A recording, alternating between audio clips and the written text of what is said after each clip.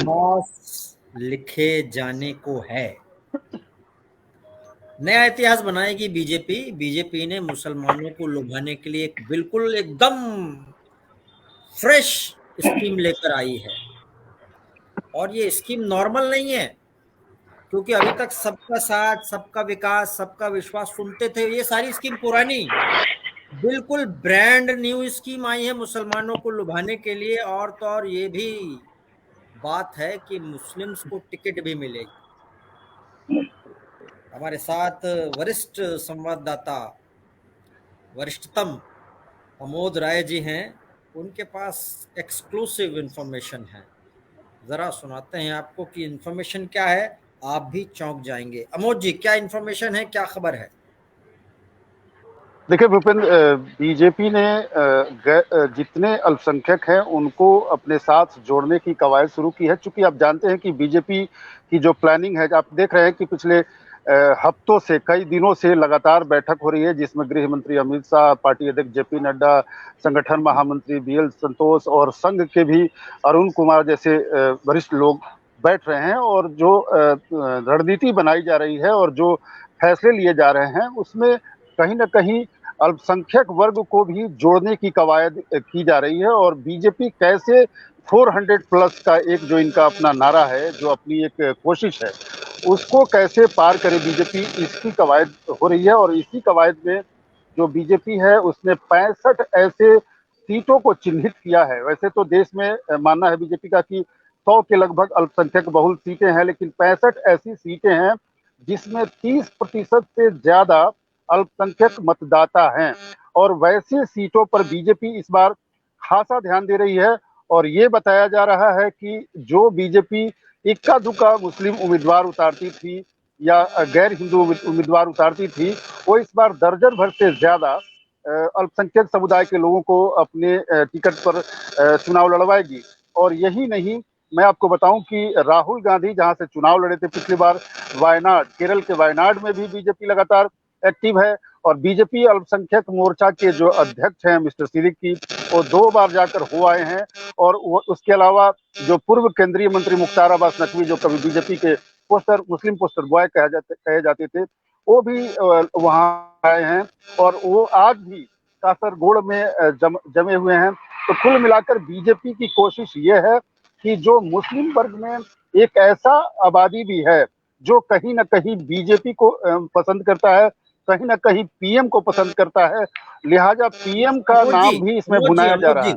अमोद जी, ये रणनीति सिर्फ इसलिए क्योंकि अभी तक जो हमने देखी है योजनाएं, उस रणनीति से बिल्कुल अलग है। तो ये सिर्फ इसलिए है कि 2024 के लिए, या फिर इसका कोई दूसरा और मकसद भी है?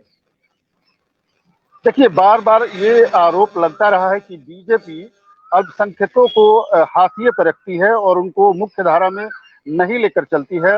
इसको कह सकते हैं कि एक साथ कई निशाना साधने की कोशिश हो सकती है बीजेपी की। एक तरफ जहां अंतर्राष्ट्रीय मंचों पर बीजेपी ये भी कह सकती है कि नहीं, हम रिप्रेजेंटेशन देते हैं, जैसा कि प्रधानमंत्री और बीजेपी सरकार का नारा है कि सबका साथ, सबका विकास, सबका प्रयास, उसको यहाँ जाहिर करने की भी कोशिश एक हो सकती है। दूसरा, बीजेपी ये बात जानती है कि 400 सीट लाने का जो लक्ष्य उसने रखा है, उसमें तकरीबन देश में जो 100 सीटें हैं, जिसमें अल्पसंख्यक एक खासा साइज में पॉपुलेशन है, उसको जरूर इनको टारगेट करना होगा। और जो 65 सीटें तय की गई हैं, उसमें भी बीजेपी ने पिछली बार बहुत सारी सीटें जीती थी। जैसे पश्चिमी उत्तर प्रदेश के कई ऐसी सीटें हैं जिसमें मुस्लिम आबादी 30% ज्यादा है, जिसमें बीजेपी जीती थी, लेकिन उसमें हिंदू पोलराइजेशन एक्यूट हुआ था। लेकिन उसमें जो विजय मिली थी बीजेपी को, वो भी बहुत नैरो मार्जिन से जीत हुई थी बीजेपी की। तो कहीं भी अगर थोड़ा भी इधर उधर पाव फिसले तो उसको बचाने की एक जमीन होनी चाहिए। लिहाजा बीजेपी ने अभी देखा आपने उत्तर प्रदेश में जिस तरह से निकाय चुनावों में बेहतर प्रदर्शन किया है, 300 से ज्यादा सीटें बीजेपी जीती है। तो कहीं ना कहीं बीजेपी को हौसला मिला है इससे कि मुस्लिम वर्ग में भी कुछ ऐसे लोग हैं जो बीजेपी के साथ जुड़ना चाहते हैं और जुड़ सकते हैं। लिहाजा उनको जरूर टारगेट किया जाना चाहिए। और प्रधानमंत्री ने पिछले 3 महीना 4 महीना पहले, जी भूपेन, एक और आपने आज एक खबर दी, मोदी मित्र। ये क्या है मामला, मोदी मित्र क्या है? देखिए, मोदी मित्र मामला ये है, जैसा कि मैं आपको बार बार बता रहा हूँ कि समाज में ऐसे भी लोग होते हैं जो किसी पार्टी से जुड़े हुए नहीं होते हैं। वो न बीजेपी से जुड़े हुए होते हैं, न कांग्रेस से जुड़े होते हैं, न वाम दल से जुड़े होते हैं, लेकिन उनकी अपनी एक पसंद या नापसंद जरूर होता है। और वैसे लोग समाज में अच्छे जगह बैठे होते होते हैं। वो कोई इंजीनियर होता है, कोई डॉक्टर होता है, कोई प्रोफेसर होता है, कोई अच्छे ओहदे पर बैठा हुआ व्यक्ति, कोई वकील हो सकता है, कोई पत्रकार हो सकता है। तो वैसे लोगों की अपनी कोई पार्टी या जमात तो नहीं होती है, लेकिन लाइकिंग डिसलाइकिंग जरूर होता है। बीजेपी उन वर्गों को टारगेट कर रही है, उन वर्गों को इसलिए टारगेट कर रही है कि बीजेपी को लगता है कि उन तक हम पहुंचने की कभी कोशिश नहीं करते हैं, इसलिए वो हमसे दूर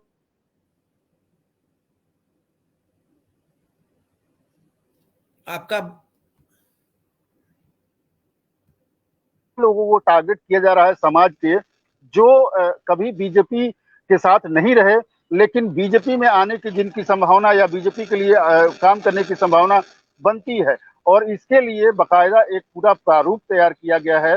हर लोकसभा सीट में, हर लोकसभा क्षेत्र में तकरीबन 6 से 7 विधानसभा क्षेत्र होता है, और हर विधानसभा क्षेत्र में बीजेपी ने 30 ऐसे सह प्रभारी नियुक्त किए हैं, जिनको 25-25 कमल मित्र बनाने हैं। यानी एक विधानसभा में तकरीबन 750 लोग होंगे मुस्लिम समुदाय से, जो या क्रिश्चियन समुदाय से या अल्पसंख्यक दूसरे समुदाय से, जो बीजेपी के साथ जुड़ेंगे।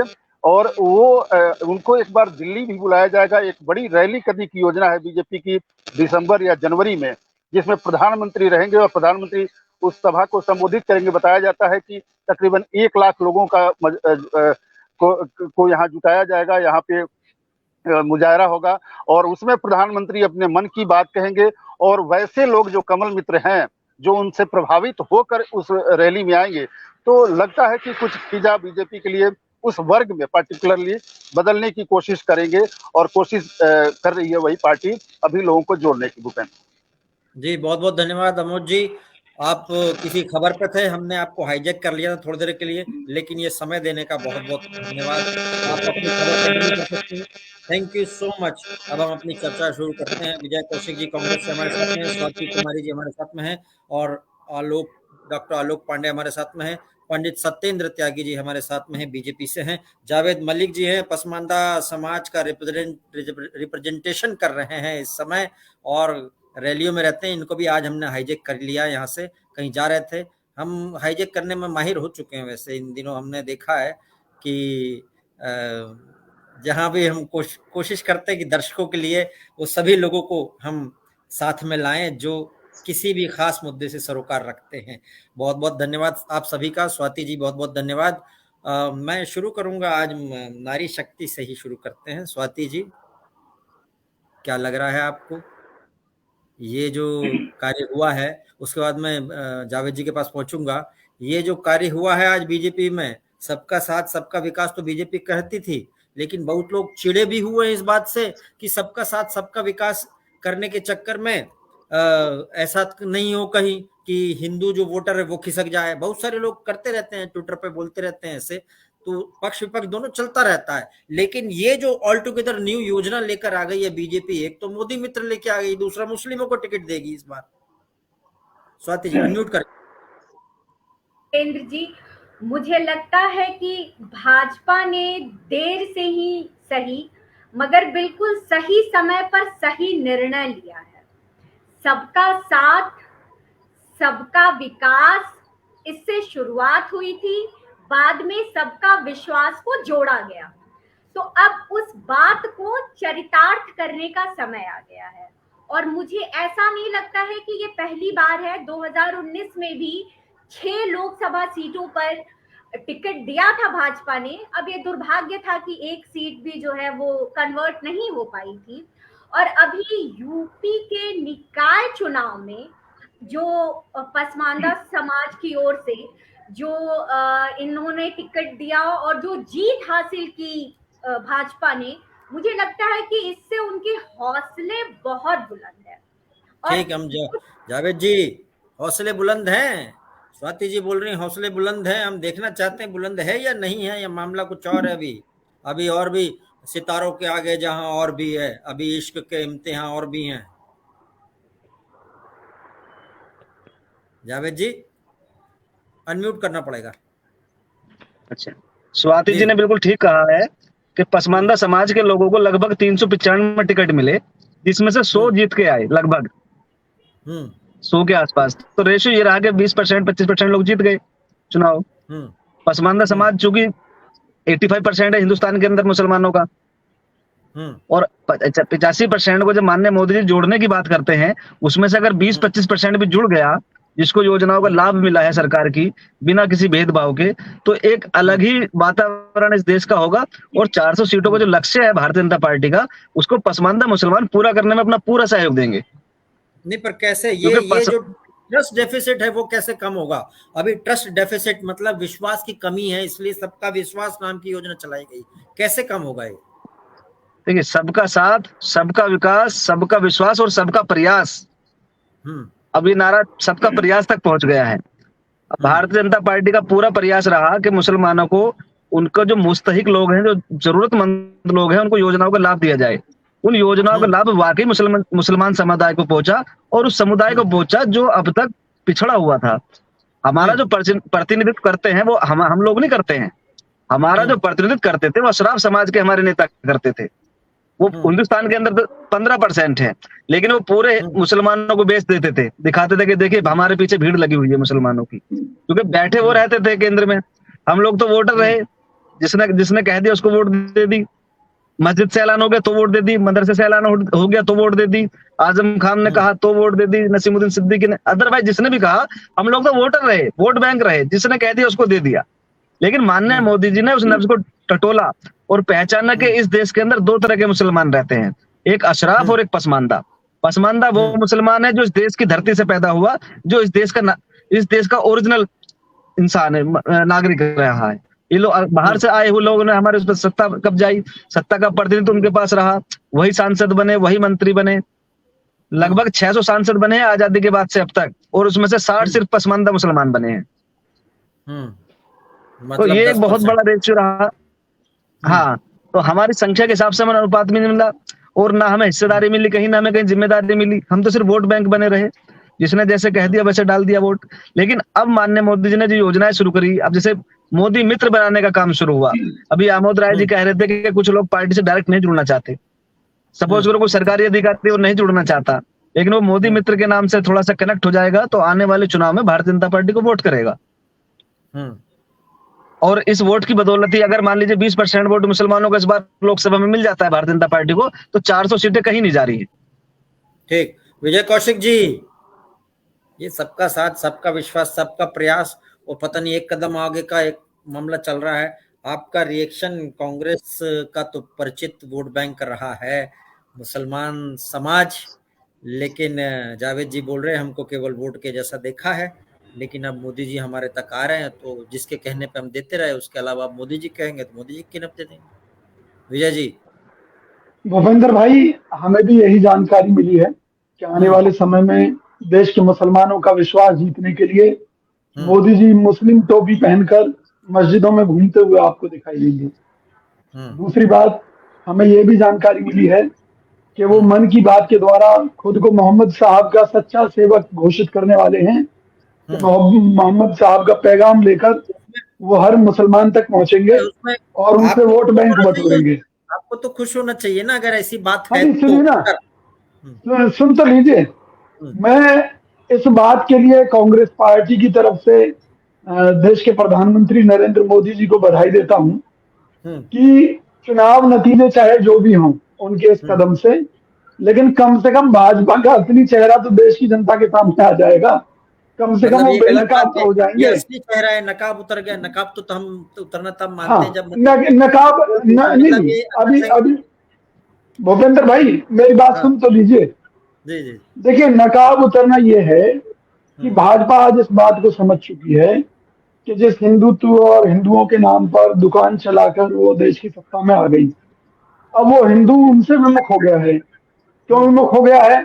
क्योंकि हिंदुओं का रोजगार छीनने लगा, हिंदू महंगाई की मार से मर रहा है, प्रदूषण की मार से मर रहा है, और मतलब इतनी समस्याएं हिंदुओं के जीवन में आ गई है कि हिंदू अपने आप को ठगा हुआ महसूस करने लगा है।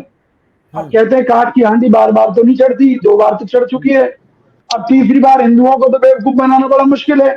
इसलिए इन्होंने सोचा भाई अब हिंदू तो झांसे में आएंगे नहीं, तो मुसलमानों पर ही डोरे डाल लिए जाए। तो हमें कोई ऐतराज नहीं है, हम तो चाहते भी मोदी जी अगर मोहम्मद साहब का पैगाम मुसलमानों में ले जाना चाहते हैं तो खूब ले जाएं, वो मौलाना बने, कुछ भी बने, वो इस्लाम धर्म के प्रचारक बने। हमें कांग्रेस पार्टी को कोई ऐतराज इसलिए नहीं है क्योंकि हम सर्वधर्म सद्भाव में भरोसा रखते हैं और देश को बहरूपियों से सावधान रहने की जरूरत है। हम तो केवल इतना कहेंगे। और अच्छी बात है, ज्यादा से ज्यादा मुसलमानों को अगर बीजेपी अपनी टिकट देकर अपनी पार्टी से चुनाव लड़ाना चाहती है तो हम स्वागत करते हैं। लोकतंत्र में मुस्लिम भाइयों को भी अधिकार मिलने चाहिए चुनाव लड़ने के लिए। हिंदू वोटर्स को लुभाने के लिए जब कांग्रेस पार्टी के नेता त्रिपुंड लगा लेंगे, शंख बजा लेंगे, घंटियां बजा लेंगे और साष्टांग हो जाएंगे, और तो और प्रियंका जी तो साड़ी पहन कर पूजा करती नजर आती हैं। मतलब आप देखिए, बड़ी बात है, ये लोग बोलते हैं साड़ी प्रियंका जी की निकलती चुनाव के दौरान, तो वो बहरूपिया नहीं हुआ। और अगर बीजेपी लुभाने लगे तो वो बहरूपिया होगा। हाँ विजय जी? जी बिल्कुल भूपेंद्र भाई, आप सही कह रहे हैं। देश की जनता एक प्रोपेगेंडा का शिकार है। वो प्रोपेगेंडा क्या है? एक तरफ तो भारतीय कंफ्यूज पार्टी ये कहती है कि कांग्रेस ने हमेशा मुसलमानों का तुष्टीकरण किया है, उनको फायदा पहुंचाया है। दूसरी तरफ मोदी जी आज यही कह रहे हैं, अमित शाह जी यही कह रहे हैं कि कांग्रेस राज में मुसलमानों का शोषण हुआ है, उन्हें कोई फायदा नहीं पहुंचाया गया, मुसलमान बड़ी दयनीय स्थिति में रहे हैं।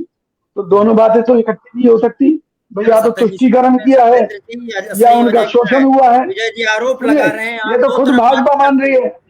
आप सुनिए ना, आप दो तरफ बात को छोड़िए ना, पहले मेरी बात सुन लीजिए। हम तो खुलेआम कहते हैं, सुनिए सिर्फ एक लाइन बात खत्म कर रहा हूँ। हम तो खुलेआम कहते हैं, हम तो सर्वधर्म सद्भाव में यकीन रखते हैं, इसलिए हमारे नेता त्रिपुंड भी लगाते हैं, वो मस्जिदों में भी जाते हैं, वो चर्चों में भी जाते हैं। हमारे दिल सभी के लिए खुले हुए हैं। हम इंसान को इंसान के नजरिए से देखते हैं, हिंदू और मुसलमान के नजरिए से नहीं, और मुसलमान में भी पसमानदा मुसलमान के नजरिए से नहीं। मोहब्बत की दुकान चल कैसे रही वैसे आजकल? बढ़िया चल रही है। कर्नाटक के बाद में अब देखिए मध्य प्रदेश में हम जीतने जा रहे हैं, राजस्थान में जीतने जा रहे हैं, हरियाणा में जीतने जा रहे हैं, अब देखिएगा छत्तीसगढ़ जीतने जा रहे हैं। तो जनता समझ चुकी है। मैं कह रहा हूँ हिंदू सबसे ज्यादा दुखी है आज देश में। मोहब्बत की दुकान में पता नहीं क्या क्या नफरती चीजें बोल रहे हैं, और मोहब्बत की दुकान ही नफरत का वो है, मॉल, शॉपिंग मॉल है नफरत का, ऐसा बोल रहे हैं वो लोग। मैं ये कह रहा हूँ अगर मोदी राज में कोई नफरत का मॉल चल रहा है तो मोदी जी को तो सत्ता में बने रहने का हक ही नहीं है। अरे उनके हाथ में चाबुक है, सीबीआई का, ईडी का, रॉ का। कांग्रेस का आरोप लगा रहे हैं। देखिए उनकी आदत है आरोप लगाना।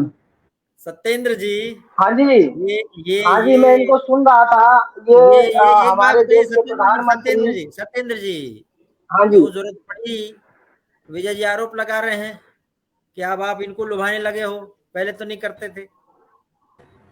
अब विजय जी तो कहेंगे ना, क्योंकि इनको 2024, 2014, 2019 की तरह ही जाते दिख रही है। इनको कहीं दूर दूर तक कोई इनके पास कोई प्रधानमंत्री बनने के लिए कोई एक मुखौटा, कोई एक चेहरा नहीं है। और इनको सुपड़ा साफ होते हुए, जैसे 2014, 2019 जिस तरीके से सुपड़ा साफ हुआ था, उसी तरीके से, क्योंकि इन पर इन्होंने क्या किया अब तक 70 साल में, क्या किया?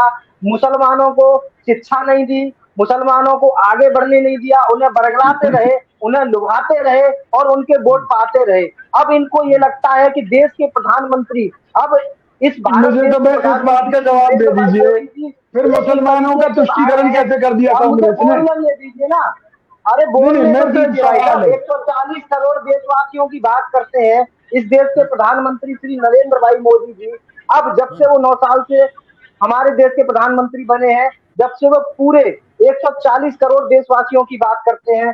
3 तलाक से जो महिलाएं परेशान थी, मुसलमान महिलाएं जो परेशान थी, उनके लिए कानून लेकर के आए। जितनी भी योजनाएं लेके आते हैं वो 140 करोड़ देशवासियों के लिए लेके आते हैं। जितनी भी मतलब भारत सरकार की जो भी योजनाएं आ रही हैं, जो भी चाहे शौचालय बनाए गए हो, चाहे प्रधानमंत्री के द्वारा आवास दिए गए हो, कोई भी ऐसी योजना जो कि सिर्फ और सिर्फ 140 करोड़ देशवासियों के लिए आती है और सबको उस योजना का लाभ मिलता है, तो अभी सारे विपक्षियों को, मैं सिर्फ इनकी बात नहीं करूंगा, मैं कहूंगा सारे विपक्षियों को ये डर लग रहा है कि हमारे जो वोट बैंक थे, ठीक, हमारे जो ठेकेदार हुआ करते थे, वो जो वोट बैंक को ये भाजपा के जो प्रधानमंत्री हैं, वो सारे वोटों को धीमे धीमे अपनी तरफ कर लेंगे। रुख तो आपका भी बदला है, पहले तो ये प्यार नहीं था ना, प्यार इश्क मोहब्बत एक्चुअली हुआ है। ऐसा था, पहले भी अल्पसंख्यक मोर्चा हुआ करता था, पहले भी हमारी पार्टी में हमेशा से मुसलमान रहे, ऐसा नहीं है कि नहीं रहे, लेकिन जब इनके जो ठेकेदार हुआ करते थे वो उन्हें बरगलाते थे। अब मुसलमान आगे बढ़ के सीख रहा है, पढ़ रहा है, आगे बढ़ रहा है और वो समझ रहा है कि देश के जो प्रधानमंत्री हैं वो सिर्फ और सिर्फ देश के लिए काम कर रहे हैं और वो खुद से खुद जुड़ रहे हैं।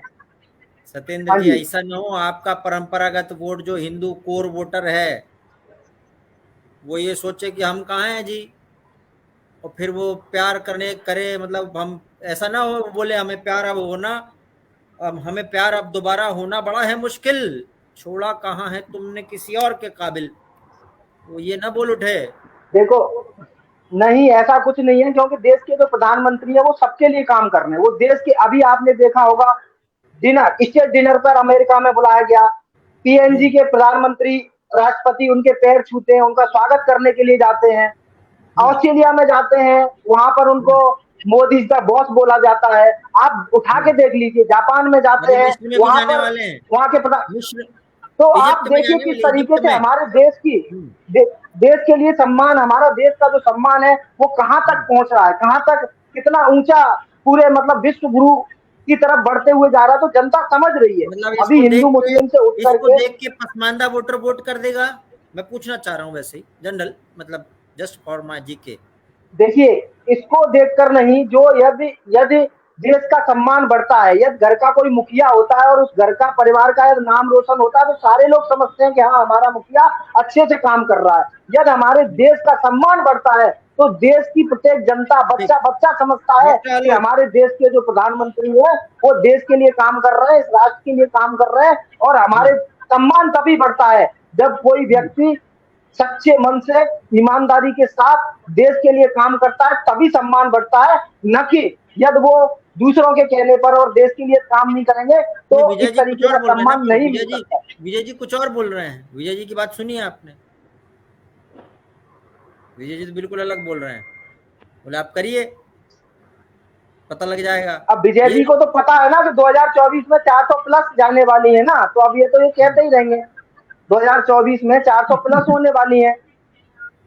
2024 में हमारे देश के प्रधानमंत्री जब तीसरी बार शपथ लेंगे तो 400 प्लस इस बार होने वाली है। डॉक्टर आलोक, 400 प्लस या 200 प्लस। डॉक्टर आलोक, इन दिनों बीजेपी मुसलमान वोटर्स को लुभाने के लिए इस तरह पेश आ रही है जैसे पहली डेट में कोई बॉयफ्रेंड गर्लफ्रेंड के सामने जाता है, एकदम चकाचक बढ़िया, बिल्कुल नए, उसमें ये स्थिति बीजेपी की इन दिनों है मुसलमान को लुभाने के लिए। वो गाना वही चल रहा है, इतना मैं चाहूं तुझे कोई किसी को ना चाहे और तू भी मुझको प्यार करे, काश वो दिन भी आए। बीजेपी डॉक्टर आलोक। भूपेंद्र जी मुबारक हो, बीजेपी भी सेकुलर हो गई आज से, या होने वाली है। और हमें तो सेकुलरिज्म शब्द से नफरत है, व्यक्तिगत मैं बताता हूँ, क्योंकि हमने तो 75 सालों में पंथ निरपेक्षता में सिर्फ हिंदुओं को ठगा जाना देखा है। 1976 के बाद ऑफिशियली और 1950 से अनऑफिशियली था। 76 से हम ऑफिशियली सेकुलर हो गए जब 42nd अमेंडमेंट इंदिरा गांधी ने आपातकाल में वो डाल दिया था रसिया के दबाव में सेकुलरिज्म। तो हमें तो सेकुलरिज्म शब्द से साफ नफरत है। तो अब बीजेपी भी सेकुलर हो गई, अच्छी बात है। अब हमें कोई नई पार्टी ढूंढनी पड़ेगी, ऐसी पार्टी आप क्यों सहमत नहीं? देखिए आप क्यों सहमत नहीं है? बीजेपी अगर मुसलमानों को लुभा रही है वोट पाने के लिए, तो आप सहमत क्यों नहीं? मैं जानना चाहता हूँ। किसकी कीमत पे लुभाएगी? कीमत बताएं, क्या कीमत देना होगा इस लुभावनेपन का? बीजेपी जो लुभाएगी उसको कौन कीमत अदा करेगा भूपेंद्र जी? ये स्वाति जी बोल रही बड़ी अच्छा है, बहुत मतलब ये काम अच्छा हो रहा है। कहीं मतलब किसी को लुभाया जा रहा है, किसी एक कम्युनिटी को जोड़ा जा रहा है, तो बढ़िया है। आया मेरी गाड़ी में बैठ जाए, लॉन्ग लाइफ जाएंगे, पुलिस में 1950 से यही काम कांग्रेस कर रही थी। मैंने कहा था बीजेपी का पतन तब होगा जब बीजेपी कांग्रेस हो जाएगी। मुबारक हो, बीजेपी कांग्रेस हो रही है। बीजेपी इस देश का हिंदू क्यों, विजय जी के चेहरे पे मुस्कुराहट आ रही है। बिल्कुल आएगी। इस देश में सेकुलरिज्म से नफरत चिढ़ करके हिंदुओं ने बीजेपी को वोट दिया। अभी तक तो कहते रामलला आएंगे, मंदिर वही बनाएंगे। अब कहो कि रामलला आएंगे, मस्जिद कहाँ बनाएंगे? मंदिर भी बन जाएगा, जनवरी मंदिर बन जाएगा। बिल्कुल। उसके बाद आगे क्या? उसके बाद आगे क्या? जी, मैं कह रही हूँ कि जिन 66 सीटों को चिन्हित किया गया है, जिस पर विचार या मंथन चल रहा है कि इन सीटों पर संभवतः जो है वो टिकट दिया जाएगा, वो मुस्लिम बाहुल्य क्षेत्र हैं। और उसमें बीजेपी अगर सेकुलर हो गई तो पहला वोट मैं हूँ जो मैं कभी नहीं दूंगा उसको। डॉक्टर आलोक स्वाति जी बोल रही हैं कि उन जगह पे जहाँ पर मुस्लिम सीटें, जहाँ बीजेपी का नाम निशान नहीं, उनको कोई जानता नहीं, कौन वहाँ पे वो सेंध मारने की कोशिश कर रही है। और मुझे लगता है कि उसकी कीमत किसको चुकानी होगी? बीजेपी को अपनी पूरी मुसलमान मत तभी मिलेगा जब वो हिंदुओं से नफरत के लेवल तक जाएगी। और उसके पहले बीजेपी को कभी मत नहीं मिलेगा मुसलमानों का बल्क में। और अगर हमारी कीमत पर बीजेपी मुसलमानों को प्रमोट करती है तो मैं खुद बीजेपी को नमक दूंगा न देने दूंगा। क्या कांग्रेस बिल्कुल लेवल पे है इसलिए उसको बिल्कुल मुस्लिम वोट? मैंने तो कल ही कहा था कि कांग्रेस और मुस्लिम लीग में ज्यादा अंतर नहीं है। अगर बीजेपी को भी मुस्लिम लीग बनने का शौक चल रहा है तो पहला मत मैं हूं जो मैं नहीं दूंगा, और कम से कम 100 लोगों को मत देने नहीं दूंगा।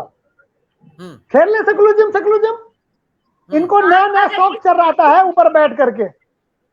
नहीं, इस 66 सीटों को आप अगर बाइफरकेट करके देखेंगे तो वेस्ट इस देश में केवल 66 सीटें हैं क्या? 500 प्लस हैं इस देश में। क्या 66 सीटें हैं चुनाव लड़ने के लिए? बस 545 है।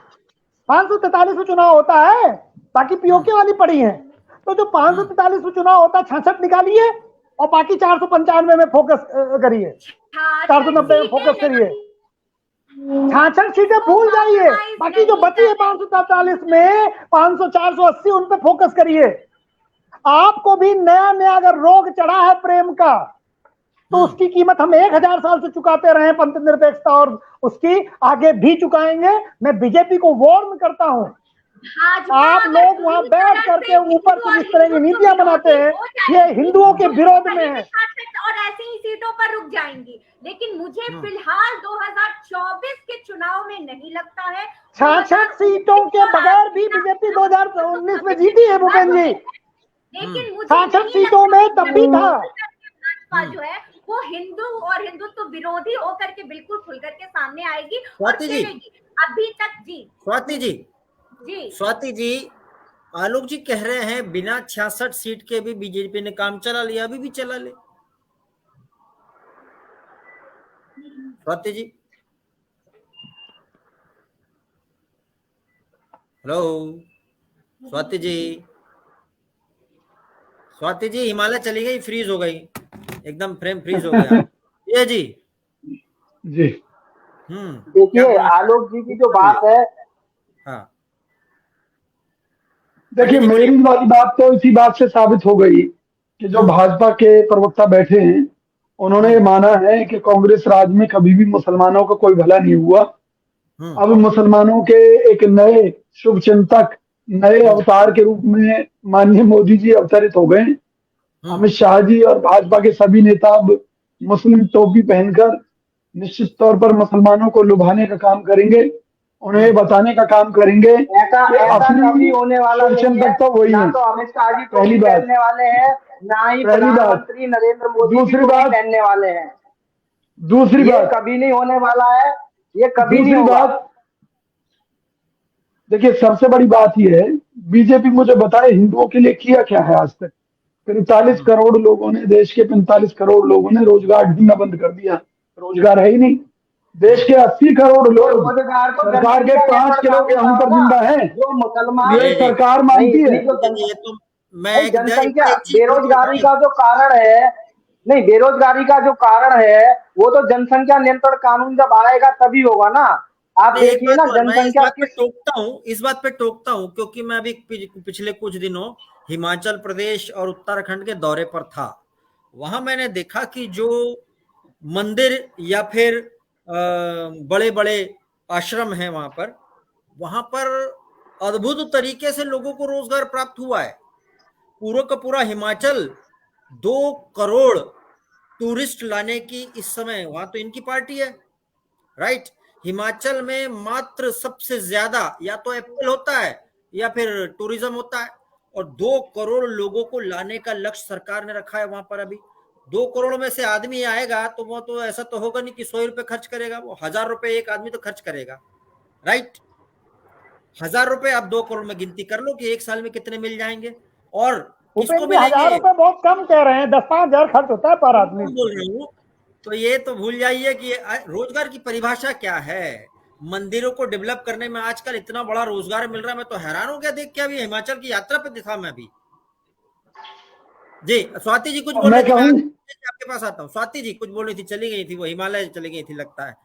वाह, हम सबकी ऐसा ना हो किसी दिन हमारी सब डिबेट देख के वो बोल रहे हमें हिमालय जा रही हूँ मैं, तुम लोग बड़ी गड़बड़ डिबेट करते हो। स्वाति जी बोलिए, आपका पॉइंट रखिए जो पूरा नहीं हो पाया।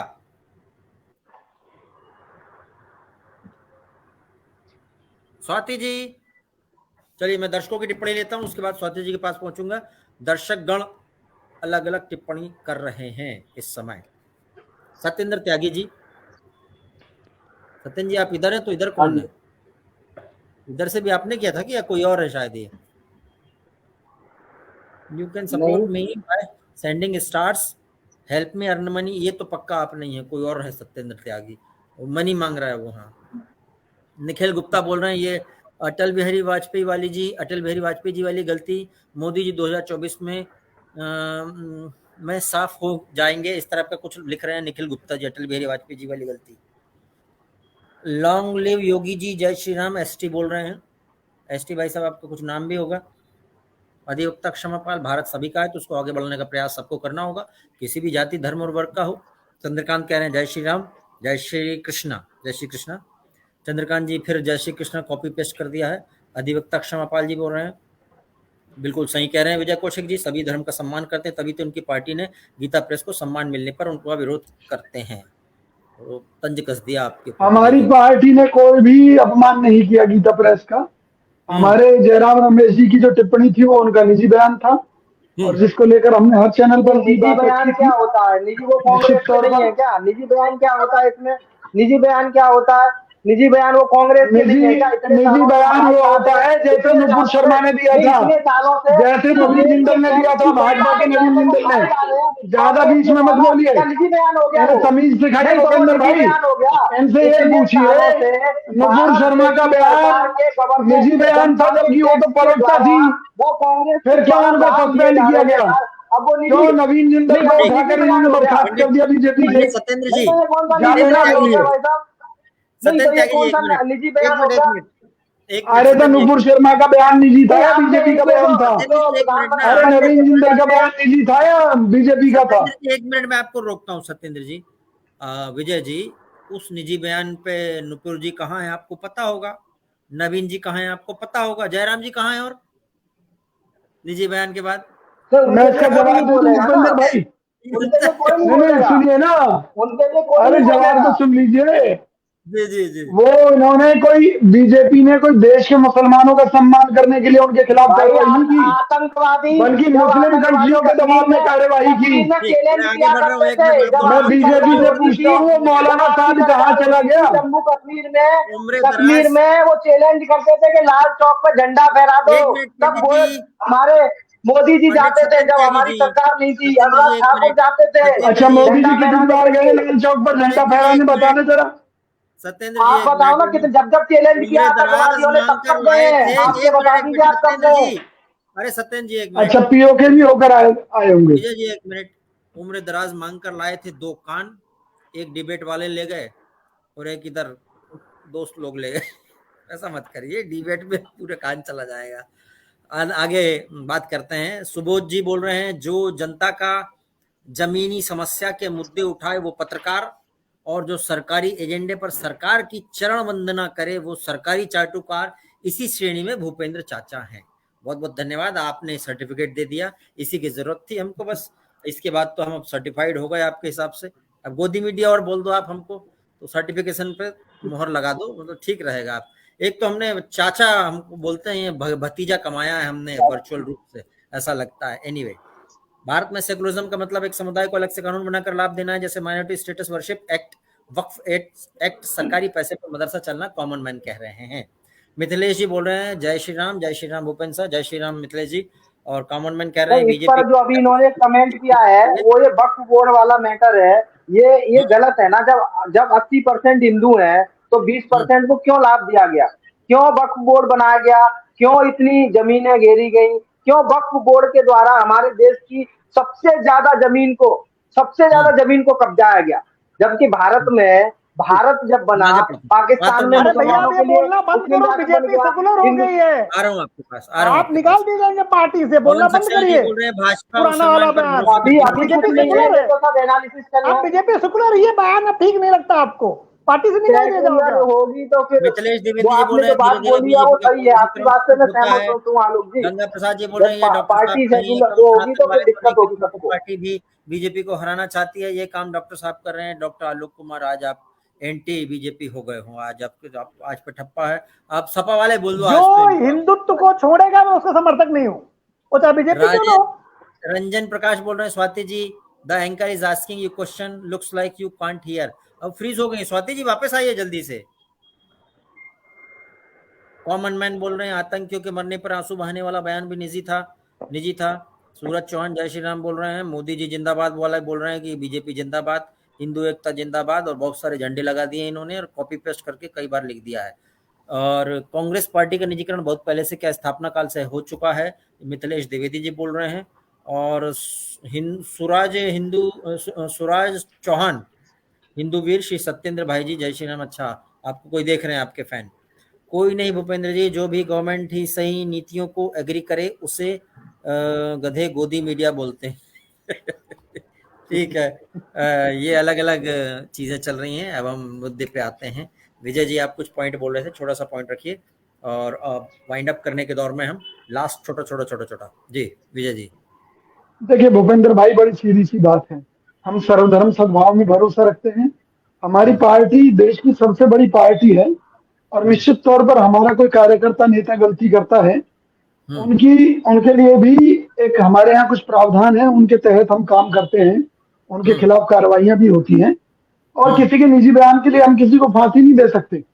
भाई आप मुझे बताइए, जयराम रमेश ने अपने निजी ट्विटर अकाउंट से ट्वीट किया था, अगर पार्टी की तरफ से ट्वीट होता, आप लोग बड़े जगह बोले, फोरम से होता। आप लोग विजय जी पता क्या करते हैं, कांग्रेस वाले एक धड़ा निजी चला जाता है और रहता वो सार्वजनिक है, लेकिन निजी अकाउंट से ट्वीट कर दिया तो निजी हो गया। वो गजब करते हैं। अच्छा, काम तो हो गया, जिसको मैसेज देना मैसेज दे दिया, अगर ट्वीट डिलीट भी हो गया तो खत तो जा चुका है, पढ़ लिया जनता ने खत, प्रेमिका को खत लिखा। मेरी बात सुनिए भूपेंद्र भाई, सुनिए, कांग्रेस पार्टी में सबसे ज्यादा हिंदू हैं। अगर हिंदुओं का अपमान हमारी पार्टी का कोई नेता करेगा तो हमारी पार्टी में ये बर्दाश्त नहीं है। हम जब सभी की भावनाओं का सम्मान करते हैं। क्या लव जिहाद पर कभी कोई कमेंट आया इस तरीके का? तब हम मानते हैं अब सारे कांग्रेस के नेता हैं, कमेंट इतने सारे नेता हैं, कभी राम मंदिर पे किया, कभी इस तरीके का, कभी हिंदुओं के सपोर्ट में किया इस तरीके का। नहीं, विजय जी ने किया एक दो बार, और कांग्रेस पार्टी कई बार उस चीज को कॉपी कर लेती है, बड़े लोग उठा लेते हैं विजय जी का बयान, हमने देखा। मैं एक सबसे बड़ी बात, हम इस मामले में मांग कर चुके हैं पहले भी, कि अगर कोई हिंदू युवती किसी मुसलमान युवक के साथ शादी करती है तो उसके ऊपर हिंदू मैरिज एक्ट लागू होना चाहिए। इससे क्या होगा कि हिंदू युवती के अधिकार सुरक्षित रहेंगे। देखिए, ये जो आज मीडिया के दौर में, फिल्मों के दौर में, जहां जरा सी बात में 16-16 साल के बच्चों को इश्क मोहब्बत होने लगी है, आप उसमें इसकी आड़ लेकर किसी पर गोली नहीं चला सकते। आपको चाहिए कि आप एक ऐसा कानून लेकर आए जिससे इस पर रोक लगे। रोक लगाने का सबसे बढ़िया तरीका यह है कि जो हिंदू बच्चियां हैं उनकी जिंदगी बर्बाद ना हो। अगर वो लव मैरिज भी कर रही हैं, पता चला कि मुस्लिम युवक ने दूसरी शादी कर ली, जाकर तीसरी कर ली, तो जब वो हिंदू मैरिज एक्ट में बना होगा तो नहीं कर पाएगा। तो इतनी हिंदू अच्छी बात मैरिज है, एक्ट उन पर लागू होना चाहिए। कांग्रेस इस पे कभी स्टैंड लेती दिखाई नहीं दी है, हमने देखा है। जो ये हमने सच तो बात कहा है कांग्रेस पार्टी की तरफ से कई बार कहा है कांग्रेस भाई। ने कभी स्टैंड नहीं लिया। आपका स्वर जरूर आ रहा है निजी बयान जैसा, लेकिन वो बयान, मुख्य बयान तो कभी बन ही नहीं पा रहा अभी इस मामले पे। बाकी मामलों में बना है, इस ऐसा है मामले ना भूपेंद्र भाई, जो जो मीडिया मोदी जी से प्रभावित है वो सही बातों को जनता तक पहुंचने नहीं देती। अगर मैंने कोई बात ऐसी की होती जिससे बीजेपी को फायदा होता तो देश भर के मीडिया पर वही चल रहा होता निश्चित तौर पर। अरे नहीं, कैसे नहीं तो पहुंचे थे, टैग कर ले, आजकल तो लोग टैग कर लेते हैं।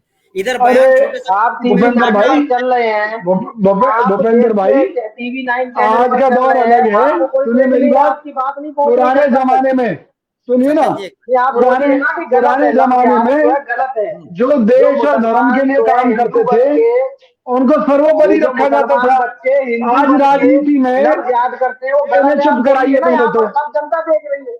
नहीं, सब जनता देख रही है, आप ये बोलिए यहाँ पर टीवी 9 चैनल हाँ पर आप बोलिए। बैठे हैं, आप कह रहे हैं कोई देखता नहीं है, कोई आपकी बात को रखता मैंने नहीं कब है। कहा आप देखता यहाँ नहीं पर है? बोलिए मैंने कब कि कहा? लव जिहाद एक गलत मिनट। यार है। भूपेंद्र भाई, मुसलमान लड़के हिंदू बन मैं इनका करके नौकर हूँ क्या मैं इनके कहने से कुछ बोलूंगा? हिंदू लड़कियां बच्चियों को अरे बरगला तो तुम्हारी करके सरकार क्या उनको कर रही है? फंसा लगा दे करके फांसी वो उनको। गलत है।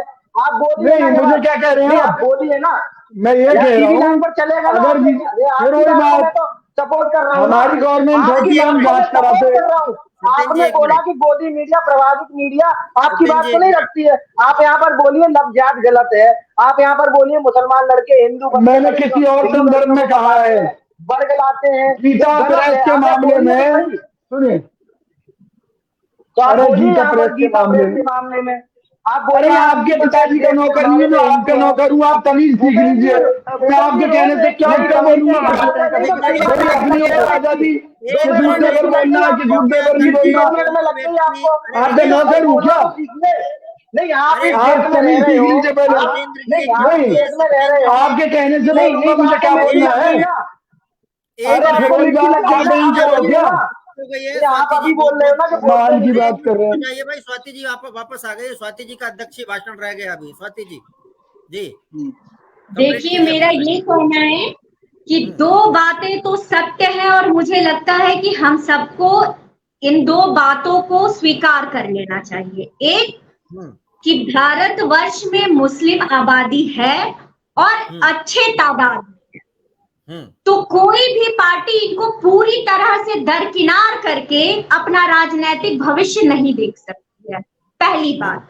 दूसरी बात, मुझे जो भाजपा की स्ट्रैटेजी समझ में आ रही है वो मुझे ये लग रहा है कि इनकी सोच ये है कि फाइनेंशियल जो स्टेटस है उनके आधार पे जो सबसे निम्न तबके के मुसलमान हैं उनका साथ लेना।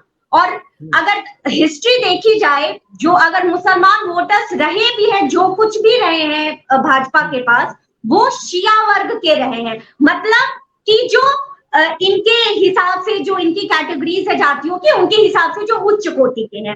अब इनका टारगेट, जैसा कि अभी जावेद जी ने भी बताया था शो के स्टार्टिंग में, कि 85% पसमानदा या जो निम्न स्तर के हैं फाइनेंशियल कैटेगरी के आधार पे, वो मुसलमान है।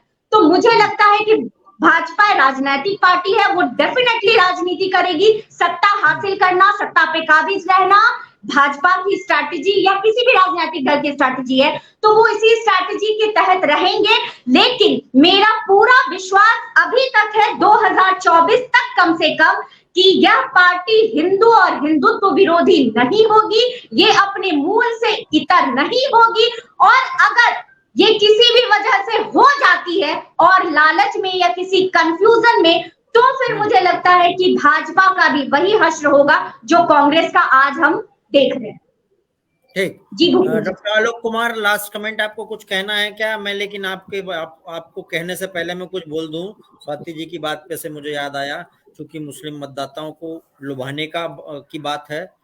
फिर बीजेपी गाना गाते नजर आएगी। मान लीजिए मुस्लिम मतदाताओं ने वैसा ही किया जैसा कि अब तक करते आए हैं। तो बीजेपी के पास एक ही गाना रह जाएगा, दो बातें हो सकती है सनम तेरे इनकार की, या दुनिया से तू डर गई या कदर नहीं मेरे प्यार की।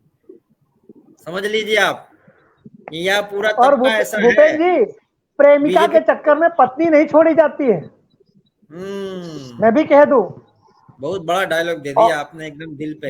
ये वाला डायलॉग काट के मैं अपनी पत्नी को बताऊंगा, देखो। प्रेमिका के चक्कर में पत्नियां नहीं छोड़ी जाती, उसके साथ लंबा समय बिताया। नहीं मिलना है, कितनी मेहनत कर लो, वोट तो ये लोग नहीं देने वाले हैं। भूपेन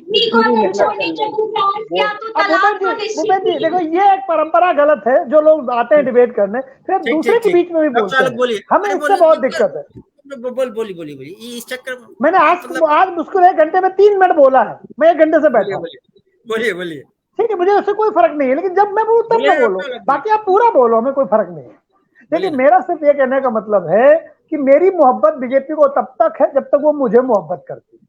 अगर उसने किसी दूसरी तरफ आंख उठा के देखा तो मैं ना तो मोहब्बत करूंगा, नफरत और करूंगा।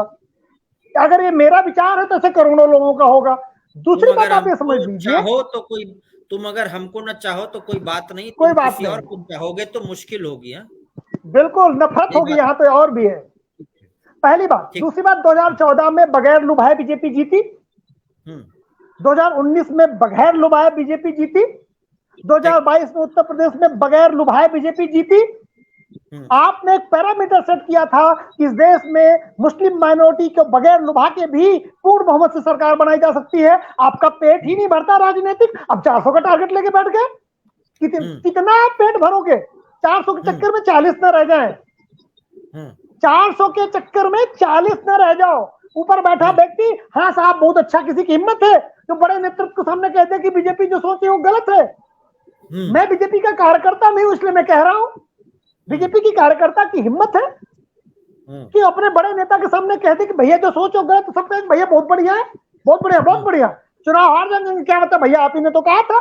लेकिन ये भी तो ठीक है ना, जो हमसे रूठा है उसको मनाने की कोशिश की जानी चाहिए कि नहीं की जानी चाहिए? मौसम को इशारों में बुला क्यों नहीं लेते? वो रूठा है तो मना क्यों नहीं लेते? मनाने की कोशिश। मनाने के चक्कर में कांग्रेस ने हिंदुओं के हितों का बलिदान कर दिया। हमें द्वैम दर्जे का नागरिक बना दे। इस देश का 80% हिंदू द्वैम दर्जे का नागरिक है भारत के संविधान में। अभी भी मन नहीं भरा लोगों का हिंदुओं को द्वैम दर्जे का नागरिक बना करके। हिंदू एक शादी करे, मुसलमान 4 शादी करे। हमारे भगवान कृष्ण के 16,000 पत्नियां थी, हमें एक में फंसा दिया। एक ही बीबी है मेरे पास, 4-5 तो चाहिए, 2 बच्चे, 8 बीबियां, 8 भगवान कृष्ण के ऑफिशियल 8 पत्नियां थी। मैं 8 शादी करता भूपेन जी। कोई IAS होती, कोई प्रोफेसर होती, कोई मास्टर तो है ही हमारे। कितना स्वर्णमय में खाना बना रही है, और हमको क्या बढ़िया 20,000 उससे लेते, 20,000 उससे लेते, 8 16 1,60,000। 2-4 को झेल पाएंगे नहीं? वो कह रही हमें छोटी बहनों का नुकसान हो गया। 7 छोटी बहनें होती उनके। भूपेन जी, जो इस देश की जनसंख्या कम हो रही है उसमें सिंगल शादी का सबसे बड़ा योगदान है। हमारी जनसंख्या, अटल बिहारी वाजपेयी का भाषण सुनिए मेरी बात भूपेन जी। सिंगल शादी के अलावा एक और चीज का योगदान है, स्कूल की फीस गर्भ निरोधक का जैसे काम करती है। नहीं तो सरकारी स्कूल में पढ़ाइए ना। मेडिकल बिल भी गर्भ निरोधक का काम करता है। वो उसकी जरूरत नहीं, जो सरकार निरोध बांटती है, यही सब बहुत बड़ी निरोधक है। ये बिल या फिर फीस देख के आदमी सोचता है यार कौन करे, टेंशन ले। जी भूपेन जी, 1956 में सिविल लॉ में हिंदुओं की जनसंख्या को बांटने का काम तथाकथित एक्सीडेंटल हिंदू ने किया था, भारत के प्राइम मिनिस्टर जवाहरलाल नेहरू। और उन्होंने वादा किया था कि मुसलमानों के लिए भी इसी तरह का सिविल लॉ लेके आएंगे। 2023 तक में आया। मोदी जी की भी हिम्मत नहीं पड़ रही लाने की, अभी तक सुनते ही हैं बस। 18 में सुना था, अब 23 में सुन रहे हैं। आप देखिए, और जब आपको मुसलमानों को मत चाहिए, आपकी हिम्मत है जो आप कुछ ले आओ, वोट नहीं मिलेगा। एक सवाल आ रहा है, संजीव मिश्रा जी कई बार कॉपी पेस्ट कर रहे हैं, बीजेपी वालों ने सवर्णों का शोषण किया, वो कह रहे हैं मजबूर कर दिया, दलितों को गुलाम बनाकर रख दिया, ऐसा वो सवाल उठा रहे हैं। स्वाति जी जवाब देना चाहेंगी संजीव जी का? जी, सवाल एक बार फिर से। सवर्णों का शोषण किया है बीजेपी वालों ने ऐसा बोल रहे हैं दलितों को गुलाम बनाकर रख दिया, ऐसा वो बोल रहे हैं संजीव जी। नहीं, मैं बिल्कुल भी इससे सहमत नहीं हूं, क्योंकि अगर शुरुआती दौर से देखा जाए तो भाजपा तथा कथित रूप से और बहुत जगहों पर प्रत्यक्ष रूप से भी ब्राह्मण बनियों की पार्टी कही जाती है। इनका जो कोर वोटर है वो ब्राह्मण बनिया है, तो मुझे नहीं लगता है कि हाशिए पे रखा है। और अगर हम आज नहीं है जी, ब्राह्मण बनियों की पार्टी होती थी, आज ओबीसी दलितों की पार्टी, ब्राह्मणों को पूछ नहीं है बीजेपी में। मुझे ऐसा नहीं लगता, क्योंकि आप अगर देखेंगे इनके जितने भी किसी भी जिले स्तर से ही अगर देखें कि इनके जो बड़े पद हैं वो ब्राह्मण और बनियों के पास ही है, ब्राह्मणों के पास है। मैं खुद संगठन में ब्राह्मणों को झोंका जाता है और सत्ता की मलाई ओबीसी और एसटी खाता है। वोट लाने के लिए ब्राह्मण है, वो एक अलग चीज है। वो सारे नहीं, वो जो सारी स्कीम्स है वो एक अलग ही दिशा है। अब आप ये नहीं कह सकते हैं, अब भारतीय जनता पार्टी को आप ये किसी का तमका नहीं दे सकते हैं कि अब ये बनियों की या ठाकुरों की या इनकी पार्टी को। आपको ब्राह्मणों से ज्यादा मंत्र उसमें मंत्री आप उठा के देख लीजिए, कोई भी देख लीजिए, आपको एसटी ओबीसी सब मिलेंगे। तो है किसकी पार्टी से? उसके अभी रिसेंट कौन सबकी पार्टी है, सबकी बोल रहे हैं हम एससी एसटी ओबीसी सभी लोग हैं और जनरल तो है ही पहले से, ऐसा वो बोल रहे हैं। ठीक है, ठीक है। अब हम वाइंड अप करने के दौर में हैं। किसी को कुछ विशेष टिप्पणी करनी, एक दो लाइन की तो कर सकते, नहीं तो हम फिर वाइंड अप करें। बताइए, एनी विशेष टिप्पणी? हाँ भूपेंद्र जी, मुझे करनी है छोटी सी, हाँ छोटी सी 2-3 लाइन की। बस भूपेंद्र जी, वोट लाने के लिए बीजेपी, पैसा लेने तो ब्राह्मण, पैसा देने के लिए बनिया। कहाँ चले गए? बोलते बोलते अंतर ध्यान मत हुआ करिए ऐसा, हमको लगता पता नहीं कहाँ चले गए। आ गए। देखिए, संगठन में खपाने के लिए, वोट लाने के लिए ब्राह्मण, पैसा लेने के लिए बनिया, और क्योंकि ओबीसी ज्यादा है तो सत्ता में ओबीसी, तो उसका कॉम्बिनेशन और दलित। ठीक है, हिंदुओं के अंदर कुछ भी हो, हमें कोई आपत्ति नहीं। आप दलित लोग मुख्य मिनिस्टर बने, हमें कोई आपत्ति नहीं, हमारा भाई है। ओबीसी बने, हमें कोई आपत्ति नहीं। और देखिए, सरकारी नौकरी में जो जाए उसकी पेंशन खत्म, राष्ट्रवाद के नाम पर विधायकों सांसदों की पेंशन डबल ट्रिपल। अगर राष्ट्र के लिए एक सरकारी चपरासी की आप पेंशन खत्म कर सकते हैं, तो विधायकों सांसदों की पेंशन क्या बढ़ा रहे हो? सरकारी एम्प्लॉय का तो जीना दुभर कर दिया आपने, ऊपर से पेंशन नहीं देते हो। है, चलो ये बात समझ में आती, तुमने राष्ट्रवाद के नाम पे सब कर लिया। अब तुम कह रहे हो कि तुम्हें राष्ट्रवाद के नाम पे, तुम्हें जो लोग हिंदू धर्म के विरोध में हैं, जो लोग भारत हिंदू धर्म से नफरत करते हैं, एक बड़ा वर्ग कट्टर, आप कह रहे हो आप उनको पोषित करोगे, एक नई आप रोज नया सी गुफा ले आते हो। मैं मिथिलेश द्विवेदी जी का कमेंट लेता हूँ। वो कह रहे हैं भारतीय संविधान में अल्पसंख्यकों अधिकार का बहुतेरा वर्णन है, बहुसंख्यकों के अधिकार का वर्णन, अधिकार की चर्चा तो थोड़ी छोड़िए, बहुसंख्यक शब्द तक, बहुसंख्यक शब्द नहीं है। बताइए, संविधान में मेजोरिटी शब्द है? मैंने पढ़ा 1000 बार संविधान, मुझे मेजोरिटी तो एक बार मिले नहीं। द वर्ड मेजोरिटी गायब है, मिसिंग है। इस देश में सरिया लॉ, जो क्रिमिनल लॉ है ही नहीं, उसमें आईपीसी लेंगे मुस्लिम, और सिविल लॉ उनको अलग चाहिए, और फिर भी कहा जाता है कि हम चुप रहे हैं। इस देश के मुसलमानों को पाकिस्तान मिल गया, इस देश के मुसलमानों को बांग्लादेश मिल गया, इस देश के संविधान में मुसलमानों को विशेषाधिकार मिल गए। बताइए 1947 से हिंदुओं को क्या मिला? कोई एक चीज हमें मिली कि हम हिंदू हैं, आपको ये मिला? हम हिंदू हैं तो हमें सिविल लॉ मिल गया, बेटा बन जाओ एक ही शादी में। हम हिंदू हैं तो हमें हमारे मंदिरों को सरकारों ने कब्जा कर लिया, हमें ये मिला। हमें बीजेपी से कुछ उम्मीद थी कि हिंदुओं के लिए कुछ करेगी, तो एक नया झुंझुना ले आई हो। अब वो भी क्या करेगी? अब आप वोट ले लीजिए। तो इसलिए हम ठगा महसूस कर रहे हैं बीजेपी की इस रणनीति से। चीटेड, धोखा। पार्टी अगर ये करने जा रही है तो हिंदुओं के साथ धोखा कर रही है। सत्येंद्र जी कुछ कहना है? अभी कहना ये गलत होगा कि पार्टी ये करने वाली है। अभी कोई ऐसी इस तरीके की कोई पार्टी की तरफ से ऐसा वो नहीं आया है कि ये सब करने वाली है। ये तो सब अपना अपना एनालिसिस है। ये तो जब टिकट बटेंगी या टिकट का जब वितरण होगा, जब पता चलेगा कि क्या होने वाला है। लेकिन मुझे नहीं लगता कि भारतीय जनता पार्टी इस तरीके का कोई कदम उठाएगी कि जिससे कि 80% वोट है वो कट जाए। मुझे नहीं लगता इस तरीके का कोई काम करेगी। डॉक्टर आलोक ने लेकिन कहा कि पहले बीजेपी को नहीं, गलत, 300 आए। वो डॉक्टर आलोक जी के साथ यदि जो है वो मैं सहमत हूँ बहुत सी बातों से कि यदि इस तरीके की पार्टी यदि कोई एक्शन लेती है, इस तरीके का काम करती है, तो कहीं ना कहीं हिंदू वोटर है जो कि बहुत उम्मीद रखता है पार्टी से, वो कहीं ना कहीं खिसक जाएगा। ऐसा नहीं है कि नहीं खिसकेगा, बहुत वोटर ऐसा है जो सिर्फ और सिर्फ इस वजह से जुड़ा है, उनको ये भी नहीं पता होता है कि प्रत्याशी कौन है, वो प्रत्याशी क्या करने वाला क्या नहीं करने वाला है, वो विचारधारा से जुड़ा है, वो मोदी योगी जी की जो विचारधारा है, पार्टी की जो विचारधारा है उससे जुड़ा है, और इस वजह से वो वोट दे के आता है। बहुत सारे साइलेंट वोटर ऐसे हैं जो कि चुपचाप, उन्हें किसी बात से कोई मतलब नहीं है, वो ना कोई योजना का फायदा लेते हैं ना कुछ लेते हैं, लेकिन वो चुपचाप जाते हैं और कमल के फूल का बटन दबा के आते हैं। वो सिर्फ यही चाहते हैं कि जो आतंक मचाया हुआ है इस देश में, उनको पाकिस्तान मिल गया, उनको बहुत सारी चीजें ऐसी मिल गई, फिर भी वो लव जिहाद ले लो, वक्फ बोर्ड ले लो, बहुत सारी चीजें ऐसी हैं जिससे कि हिंदुओं को जो दबाने का काम किया जाता है, हिंदुओं के राम मंदिर हो गया, कोई भी जगह जहां भी है, वो उनको पनपने नहीं दिया जाता है। इस विचारधारा से लोग जुड़े हुए हैं, यदि उसके खिलाफ यदि पार्टी जाती है या कोई भी जाती है, तो कहीं ना कहीं वोटरों को नुकसान तो होना है। वोटर जाएगा, सोचेगा, लेकिन मुझे नहीं लगता कि इस पे कुछ होगा। हमें क्योंकि ये मंथन का विषय है, हो सकता है कहीं मंथन हुआ हो, कोई डिस्कशन हुआ हो, तो बातें लीक होके आई होंगी, लेकिन मुझे नहीं लगता कि इस तरीके का कोई डिसीजन होगा। यदि होता है तो इससे कहीं ना कहीं नहीं, बहुत ज्यादा नुकसान तो होने वाला है।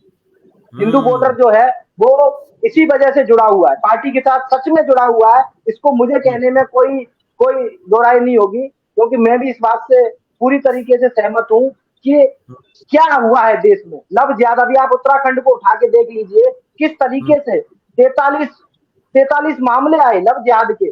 मुसलमान लड़के हिंदू बनते हैं, हिंदू बनने के बाद वो लड़कियों को फंसाते हैं, फिर धर्मांतरण के लिए उन्हें प्रेरित करते हैं, यदि वो नहीं करती है तो उन्हें काट देते हैं, मार देते हैं, लेकिन कोई भी विपक्ष का एक बंदा नहीं बोलता है।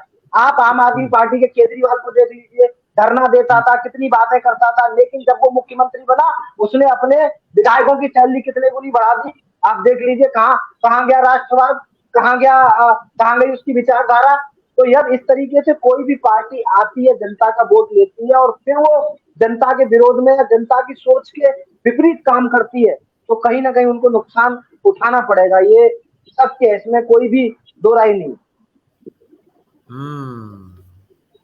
ठीक, अब हम वाइंड अप करते हैं, लेकिन मुझे जाते जाते मदन मोहन दानिश जी की एक लाइन याद आ रही है।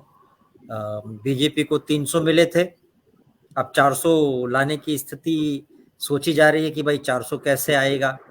तो बीजेपी की स्थिति ये है। एक तो दूसरी बात ये भी है कि बीजेपी ये कोशिश कर रही है कि उन लोगों के दिल में जगह बनाए जहां हम कभी कब पहुंचे नहीं, चलो जलाएं दीप वहां जहां अभी भी अंधेरा है, ये गाना गाते हैं भूपेन जी। 1916 में गांधी ने बनाई थी दिल में जगह, देश का बंटवारा हो गया था, और बनाओ दिल में जगह। तो मैं कटु, सत्य है लेकिन कटु बोलता हूं। 1916 में जगह बनाने की कोशिश की थी, लखनऊ पैक्ट हुआ था, और मोहम्मद अली जिन्ना की वो बात मांग दी थी, सेपरेट इलेक्टोरल प्रोसेस, मुसलमानों को अलग मत देने का अधिकार। वही आधार बना 1947 में भारत विभाजन का। और खुश करो और दिल जीतो। दिल जीतने क्या जरूरत है? अगर दिल जीतना है तो मेजोरिटी क्यों नहीं जीतोगे आप? इस देश में मेजोरिटी के पास दिल नहीं है भूपेन जी? हमारा दिल धड़कता नहीं है या बीजेपी को दिखाई नहीं देता कि मेरा भी दिल है? 105 करोड़ हिंदुओं का दिल नहीं दिखाई देता उनको? आप हमारे दिल में, हमारा दिल की जगह पत्थर धड़कता है क्या? हमारा दिल नहीं है क्या? मतलब आप ये बोलना चाह रहे हैं आपके दिल में बीजेपी है, दिल चीर के देख तेरा ही नाम होगा, है ये बोलना चाह रहे हैं? इसमें कुछ छुपा है क्या? रोज तो हम बीजेपी वाले गरियाए जाते हैं, यही कहेंगे कि बीजेपी वाला है, पॉलिटिकल एनालिस्ट लिखता है। मैं हिंदुत्ववादी हूँ। भूपेन जी सभी बीजेपी वाले, तभी तो प्रधानमंत्री नरेंद्र भाई मोदी जी 2 बार चुन के आए, तीसरी बार चुनने वाले हैं। ज्यादातर जो मेजोरिटी है, ज्यादातर जो लोग हैं, वो सब बीजेपी को डालते हैं, चाहे वो कुछ भी कहें, तभी तो हमारे देश के प्रधानमंत्री की कुर्सी बैठे, इसको कहना दोहराई नहीं होगी। और जो आज जैसे हमारी डिबेट का विषय है, मंथन हो सकता है हुआ हो, लेकिन मंथन इस बात पे भी तो हो सकता है कि जितनी हमारी योजना आ रही है, जितनी भी हमारी सरकार का जो पैसा है वो सबको जाता है, सब उसका लाभ लेते हैं। मान लो 3 तलाक आया, उसका उनको लाभ मिला, या बहुत सारा राशन फ्री में राशन जा रहा है, ये सारी चीजें जा रही है, तो ये सब इसका फायदा ले रहे हैं, चाहे मुसलमान हो, हिंदू हो, कोई भी हो। तो इसका भी मंथन हो सकता है कि किस तरीके से उनका वोट भी लिया जाए, या वो हमसे फायदा ले रहे हैं तो वोट लिया जाए। जरूरी नहीं कि टिकट या इस तरीके का गलत फहमी में हो भैया। हमारे गांव में, कानपुर में एक कुर्मी गांव है, वहाँ मुसलमान कहता है, सुन लेना, माइनॉरिटी कहती है कि राशन देते हैं तो क्या अपने पिताजी का ला के देते हैं? हमारे टैक्स का, देश का पैसा है, मोदी जी का थोड़ी ना है। ये तो हमने भी मैं राशन लूंगा, मेरा अधिकार है, और वोट में सपा को दूंगा। मैं जरा वाइंड अप करने के दौर में हूं, जाता है। 1 घंटा हो गया है। संजीव मिश्रा जी कह रहे हैं आप बेकार तरीके से मेरे प्रश्न को ले रहे हैं। संजीव जी, एक तो आज का डिबेट कुछ और है, आपका प्रश्न आया लेकिन हमने उसको स्वीकारा और उस पर सवाल जवाब भी हो चुके हैं। आज का सवाल वैसे आपको आज के इशू पे पूछना चाहिए था, किंतु फिर भी हमने आपका सवाल लिया है। और हमारे मुझे लगता है संजीव जी आज आपने पहली बार शायद पूछा है, तो पहली बार आए हैं तो आपको हमारी डिबेट के तौर तरीके शायद आज ना समझ में आए, लेकिन 2-3 दिन में आप भी हमारे मित्र बन जाएंगे। बढ़िया, हम सभी चीज़ें लेते हैं, अपने खिलाफ भी लेते हैं, और सारी टिप्पणियां हमको स्वीकार रहती है, बशर्ते वो मर्यादित भाषाओं में हो। हाँ, तो मैं क्या बोल रहा था, मदन मोहन दानिश जी की एक लाइन याद आ रही है, बीजेपी को अब ज़्यादा चाहिए, थोड़ा ज़्यादा, थोड़ा है, थोड़े की ज़रूरत है। और तो उन्होंने लिखा था एक बार मदन मोहन दानिश जी ने कि और क्या आखिर तुझे जिंदगानी चाहिए, आरजू कल आग की थी आज पानी चाहिए। लेकिन डॉक्टर आलोक की मनोस्थिति आगे की लाइन से झलक जाएंगी कि ये कहाँ की रीत है कि जागे कोई और सोए कोई, रात सबकी है तो नींद सबको आनी चाहिए। मतलब उपेंद्र जी, बस जाते जाते मैं भी कुछ कह दूं, हमारा मन में एक बात आई गया, अगर आपकी अनुमति हो जी। हम बीजेपी को मैगी से सीखना चाहिए। मैगी को और ज्यादा सेल बढ़ानी थी तो उसने नया नया प्रयोग किया और अपने स्वाद को बदल दिया। उसने आटा मैगी नाने कितना मैगी लेके आई, और फिर उसने देखा कि उसकी मैगी तो बिकने की जगह घटने लगी सेल। तो मैगी ने रिसर्च किया, उसने कहा, फिर ऐड किया और लिखा वही स्वाद फिर से। तो बीजेपी को सीखना चाहिए कि ज्यादा के चक्कर में पुरानी सेल के नीचे ना आ जाए कहीं, और फिर लिखना पड़े वही स्वाद फिर से। हाँ, तो फिर गाना पड़ेगा, ध्यान रखना चाहिए। अब लौट के आजा मेरे मीत तुझे मेरे गीत। खैर, इंस्टेंट नूडल की बात है, 2 मिनट की बात नहीं, 5 साल का चुनाव होता है, इंस्टेंट नूडल से सीखा भी जा सकता है। हालांकि आप सभी का बहुत बहुत धन्यवाद, सभी दर्शकों का भी धन्यवाद, स्वाति जी का धन्यवाद। स्वाति जी, आज आप कहाँ पर बैठी हुई हैं, कौन से नगर में हैं? आपसे संपर्क थोड़ा सा कनेक्शन कम रहा है, नेटवर्क बड़ा गड़बड़ कर रहा है। आलोक जी धन्यवाद, स्वाति जी बहुत धन्यवाद, पंडित सत्येंद्र त्यागी जी धन्यवाद, हमारे साथ कांग्रेस के कौशिक जी भी थे, उनका भी धन्यवाद। नमस्कार। नमस्कार जी, धन्यवाद।